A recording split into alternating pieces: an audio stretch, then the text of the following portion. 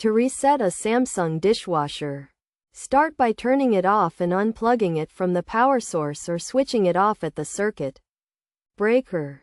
Wait for 1 to 5 minutes before securely plugging it back in.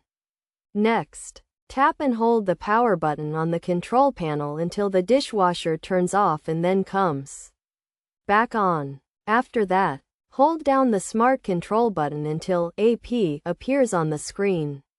Then, press and hold the high temp wash button for 10 seconds, at which point the machine should make a signal to confirm the process is complete.